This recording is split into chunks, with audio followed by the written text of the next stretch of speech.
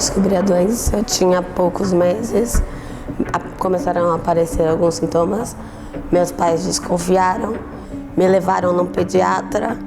O pediatra pediu o exame, mas disse que tinha certeza que não era, que se fosse fibrose cística ele rasgava o diploma.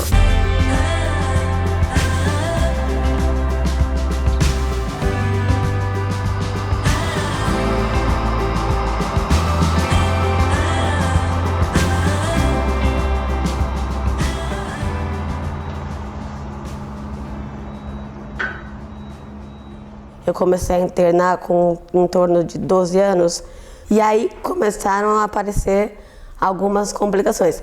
Eu queria ir num show, eu estava internada. Eu queria participar de uma Olimpíadas no colégio, eu estava internada.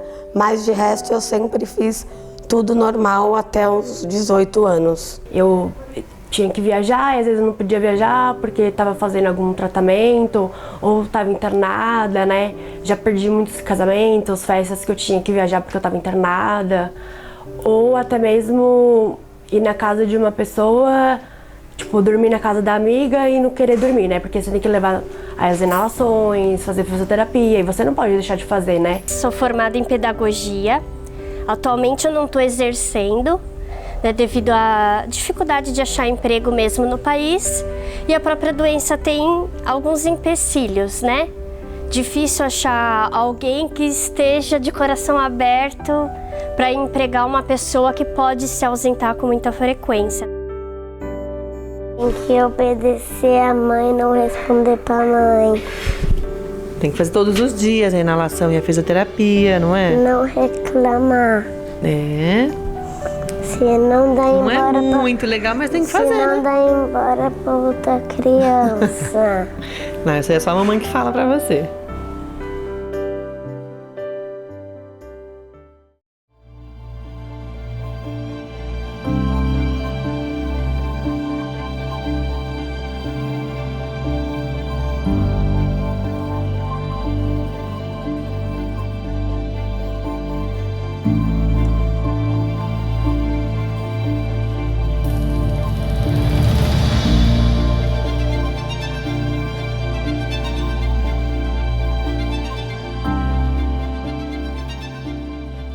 Descobri a fibrose cística com 2 anos e 9 meses.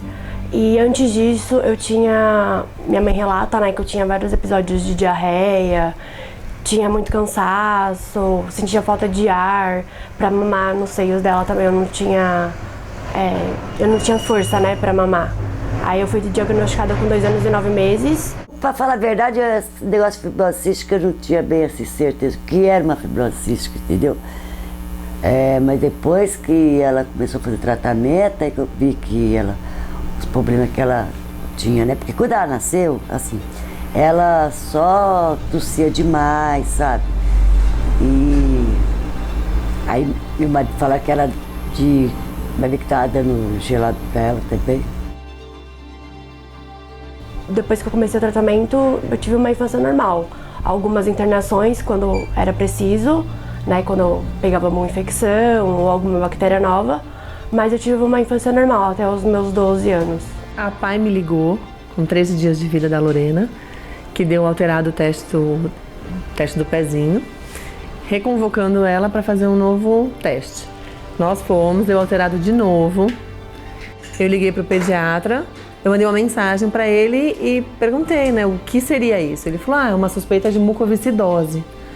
E aí eu fui na internet ver o que era mucoviscidose. Aí meu mundo acabou, meu chão. Eu só chorava porque a internet, todo mundo escreve o que quer, ninguém atualiza. E falava que o tempo de vida era de 25 a 30 anos. Logo que ela nasceu, ela começou com algumas inflamações, internação, e a gente foi fazendo vários exames e depois ela foi diagnosticada com fibrose. Naquela época o exame era muito simples, assim. Hoje em dia já tem o exame do pezinho, que é obrigatório, mas naquela época era um exame do suor, assim, então era uma coisa que não muito confiável, né? Então houve uma demora da minha parte, né? de aceitar que realmente ela tinha esse diagnóstico. Eu sempre cresci ouvindo que as pessoas tinham limitações e doenças diferentes. Por exemplo, o fulano usa óculos, você faz inalação. Então eu não me sentia diferente dos meus amigos em volta. Eu fazia tudo, eu brincava, eu corria. Quando eu nasci, eu não apresentei nenhum sintoma já típico, né, de um recém-nascido. Eu tive uma primeira infância, assim, até uns 3 anos, bem normal. E aí já começaram alguns problemas respiratórios, gastrointestinais. Quando ela entrou na adolescência, aí o bicho pegou. Aí ela começou a emagrecer, ela perdeu muito peso, aí começou muitas internações frequentes, muitos problemas mesmo. E aí a gente começou a perceber que alguma coisa não estava certa. E a gente não tratava assim como nada, porque não tinha um diagnóstico. Eles me tratavam com o sintoma em si. Se eu tinha pneumonia, era internada e tratava a pneumonia. Se eu tinha algum problema gástrico, tratava aquilo exatamente e pronto.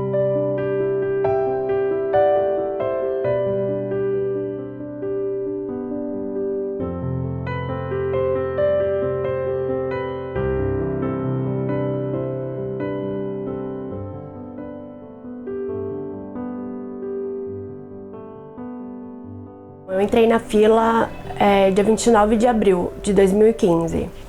Daí os médicos falaram que eu tinha que engordar, né, pra entrar na fila, porque eu era muito abaixo do peso.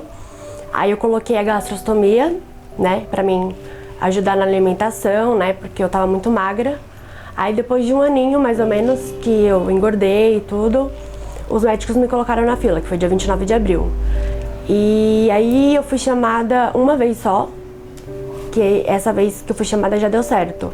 Mas antes disso, no dia 11 de março de 2016, eu internei por conta de uma exacerbação pulmonar. Mas aí eu comecei a piorar na internação, coisa que nunca tinha me acontecido, e acabou que eu fui pra UTI. Tive que ser entubada e eu fiquei 29 dias entubada. Aí o período que eu fiquei entubada eu perdi 10 quilos, fiquei super fraca, né? E quando os médicos retiraram o meu tubo, eles acharam que eu não ia aguentar por muito tempo, né? Porque eu tava muito debilitada. Mas aí, para surpresa de todos, eu tive uma boa recuperação depois disso, né? Foi bem lenta, mas eu tive uma recuperação boa. Aí o telefone tocou, o celular tocou, acho que era umas 8, 9 horas mais ou menos. Não sei direito que hora que é. Só que daí o médico, eu não escuto direito, e aí eu ficava, fala mais alto, ele falou, já que ele teve febre? Eu falei, não. Aí ficou fazendo as perguntas, ela já estava dormindo, eu acordei ela desesperada. Falei, Jaqueline, acho que é do ICOR. Aí ela atendeu o celular e falou, possivelmente acho que tem o pulmão para mim. Eu catei o celular dela, corri lá fora na enfermaria, falei para a enfermeira, bate na porta aí, chama o médico, estava desesperada. O médico veio, calma, pegou meu celular e conversou com o médico de lá. Aí ele demorou bastante para entrar no quarto, aí ele chegou no quarto e falou assim, olha, possivelmente tem um pulmão para Jaqueline. Eu ajoelhei no chão e falei, obrigado, meu pai. Aí eu pensamento, falei, é dela. Aí resolveram que iriam me levar para o hospital. Aí eu fui de ambulância, aí eu só lembro que eu cheguei, eles me deram um banho, colocaram, né, no quarto que a gente fica. E aí depois eu não lembro de mais nada, assim, né?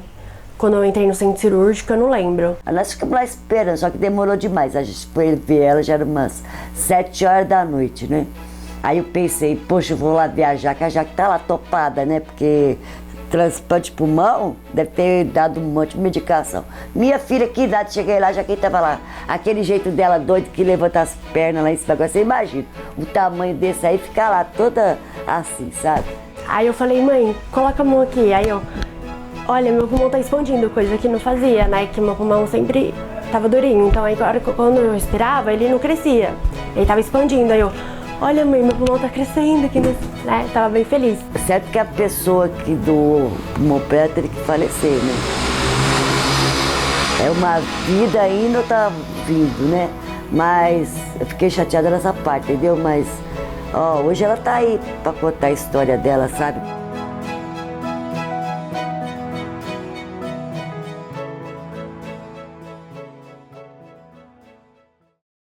Eu fui chamada para o transplante já 5 vezes, mas em todas elas o órgão não estava bom. A equipe liga aqui para casa, não tem horário, já foi às 4, já foi às 5, já foi às 11 e a gente tem que ir para o hospital. Lá tem todo um processo de exame, banho, coisas para a cirurgia.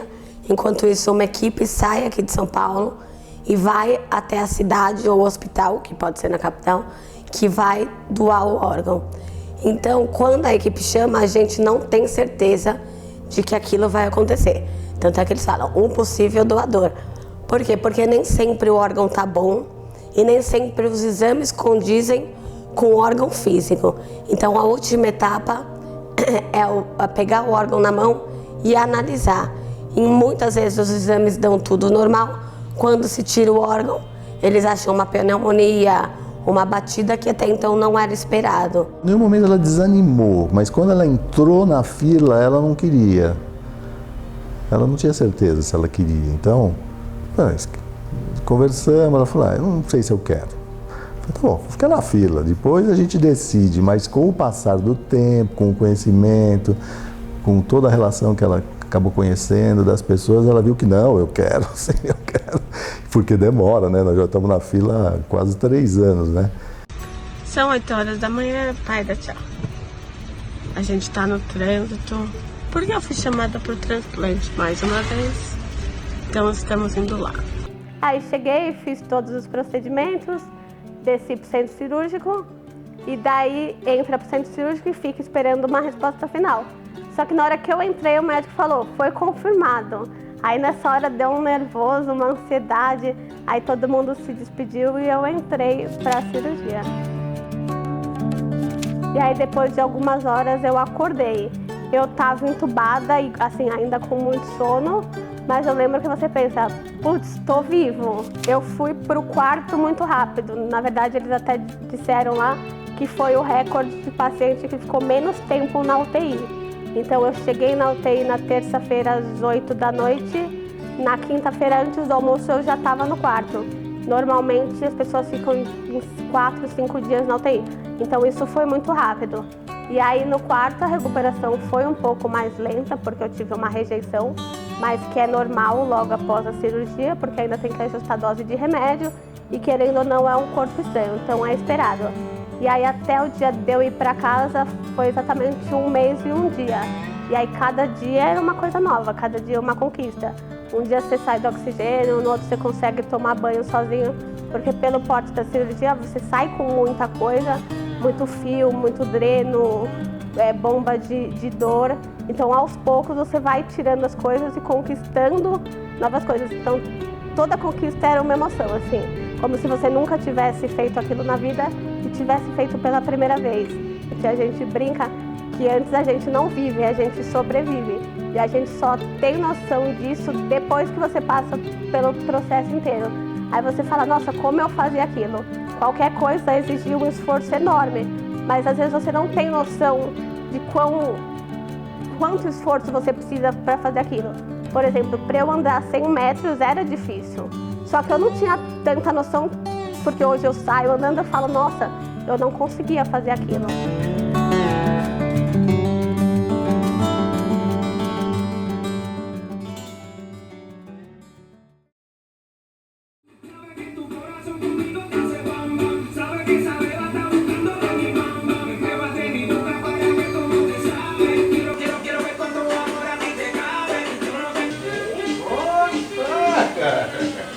Gostei da música, assim não chora. A música chororô não dá. Eu, por estar em família que tem outros fibrocísticos, eu tive um filho que nasceu em 1985 e morreu em 1990. Morto, ele sorriu como há muito tempo, sorrindo no caixão. Aí eu falei, quando falava, vocês passaram, eu? Ele passou. Eu não, eu tô aqui. Minha missão foi essa. E um dia a minha mulher falou para mim, você percebeu? Eu já sabia o que ela ia falar. Eu falei, eu percebi que Deus estava aqui da gente porque é uma força. Foram 13 dias onde eu não dormi, não comi e trabalhava ainda conseguindo coisas. Me lembro assim, na véspera do meu filho morrer, eu tive uma audiência que eu tive que ir e ainda pedi para o meu pai, vamos fazer isso aqui. Ele me deixou o carro, ele me fundiu o motor do carro, eu querendo voltar desesperado para São Paulo, saindo da cidade interior, pegando um carro emprestado para voltar para cá. E ele não entendia essa minha aflição. Isso é meu pai. Ele não entendia que eu precisava voltar, ele estava no outro mundo, entendeu? E quando acabou, minha mulher falou, a presença de Deus, aí eu falei, olha, daqui para frente, os meus valores são diferentes dos outros. Então, quando eu perdi meu filho, eu tive um primeiro envolvimento muito sério com essa doença. E naquela época, a grande diferença de hoje é que naquela época não existia a associação APAN, as coisas eram tratadas muito a nível individual, do envolvimento de cada família, não tinha uma associação para responder por você, para te ajudar a tomar decisões assim de remédios, como falta de remédio. Naquele tempo não existia isso. Então eu me lembro que a gente tinha que importar o remédio dos Estados Unidos ou de outro local, e o que pouco que tinha aqui no Brasil, que a gente comprava na farmácia, além de ser caro, era um remédio com baixíssima qualidade, muitas vezes já com o prazo de validade vencido. E isso eu me lembro que na época, em 1990, 89, 90, nós tínhamos uma sessão chamada Carta do Leitor no jornal Estado de São Paulo, e nós mandamos uma carta relatando o que acontecia na aquisição de certos remédios na rede de farmácia existente. E isso gerou uma confusão danada. O jornal disse que era obrigado a dar direito à resposta para o fabricante, para o laboratório fabricante do remédio, e isso eles mandaram a nossa carta para ser publicada, mas antes de publicar, ela foi publicada junto com a resposta do laboratório. E na época houve uma repercussão muito grande, porque inclusive o remédio foi retirado de circulação. Hoje a APAN ela cuida de 1.000 pacientes no estado de São Paulo. São 1.000 pacientes que precisam de um acolhimento. Antigamente, eu falo isso de talvez uma década atrás, né? Você falar de um paciente ter uma sobrevida de mais do que 15 anos de vida era já uma longevidade grande. Hoje nós já temos pacientes com 40, 50 anos.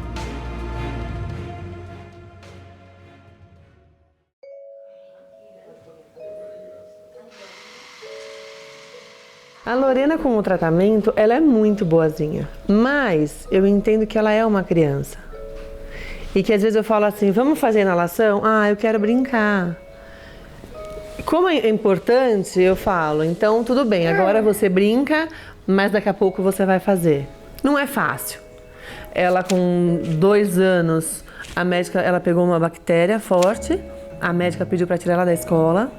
Então eu deixei ela em casa com uma pessoa cuidando, com o tratamento certinho. E aí eu chamei uma professora para vir. Era a tia Dani, para ir ensinando as... Pra não ficar burra. Ai, Lorena, não, assim, para você não... brincar também, estudando, brincando. E aí agora a doutora vai liberar ela para a escola e ela tá amando. No começo foi difícil, porque eu sofri muito com a fibrose cística. E eu esqueci um pouco da vida. Eu acordava na madrugada fazendo fisioterapia no travesseiro, porque eu só pensava nisso.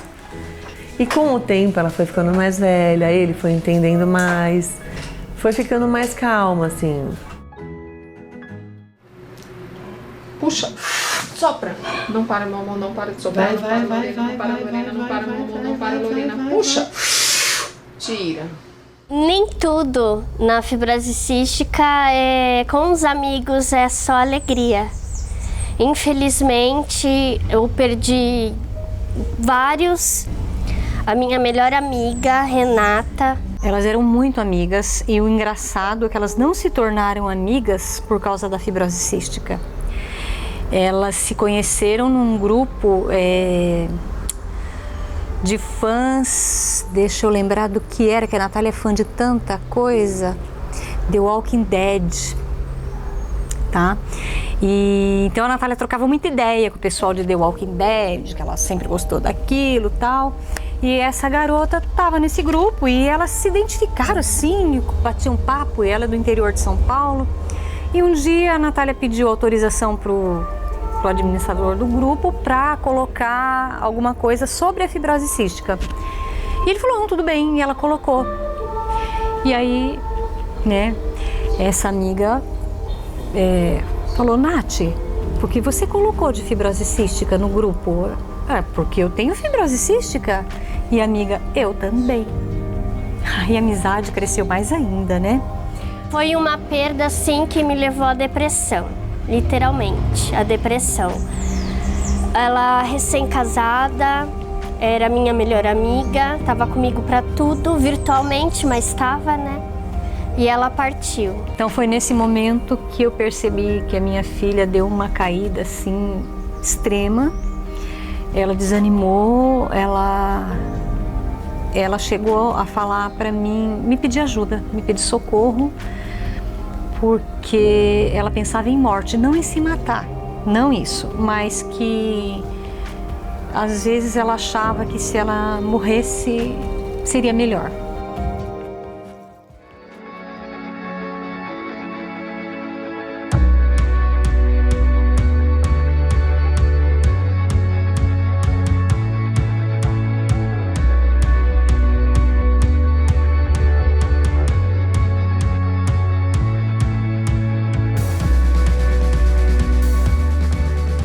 A doação de órgãos é essencial para muitas e muitas famílias.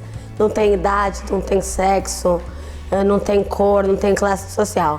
Isso é necessário para que muitas vidas possam continuar, para que as pessoas possam continuar sonhando, realizando tudo aquilo que até então elas não podem fazer. Gente, é genético, é herança genética do pai e da mãe. Então nasceu assim, não pegou em lugar nenhum, não foi, nasceu, respirou, pegou. Não, nasceu, infelizmente. A vida de uma pessoa que depende de um pulmão, que está na fila de um transplante que demora quase 3 anos para conseguir um pulmão para poder viver. Infelizmente nós não temos assim, uma cultura de doação de órgãos, né? E mesmo quando a pessoa fala que é um doador, a família resiste, né? Então é uma coisa bem complicada, porque a fila, ela não é muito grande, né? Se tivesse uma doação mais regular, as filas seriam muito pequenas, né? A doação de órgãos, ela é vital, né, pra gente que tem fibrose cística, como demais doenças que vêm a precisar de transplante. É a única saída na parte final da doença.